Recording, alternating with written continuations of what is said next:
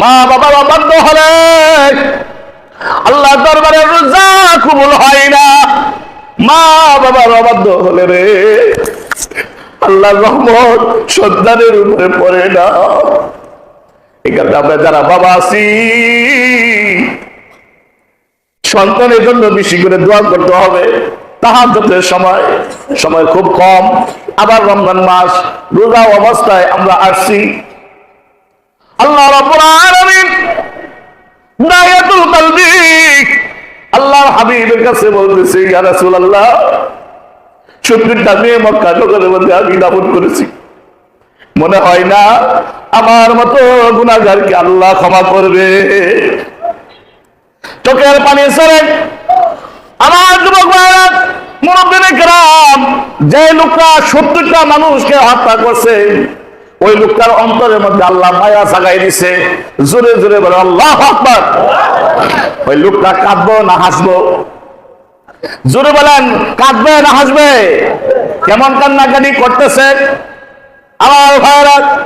আল্লাহ রহমতের দয়ার সাগরের মধ্যে ধাক্কা লেগে উঠে গেছে।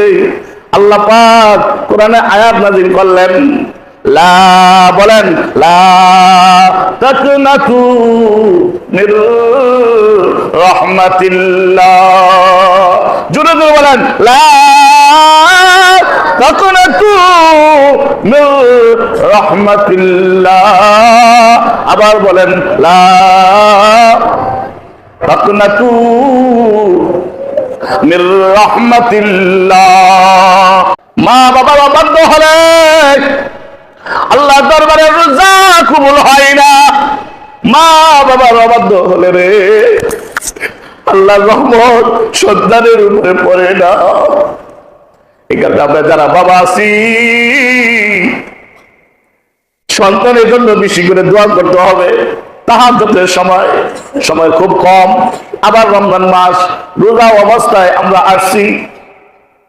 আল্লাহ রাব্বুল আলামিন দায়াতুল কলবি আল্লাহর হাবিবের কাছে বলতেছে, ইয়া রাসূলুল্লাহ 70টা মেয়ে মক্কা নগরের মধ্যে আমি দাফন করেছি, মনে হয় না আমার মতো গুনাহগারকে আল্লাহ ক্ষমা করবে।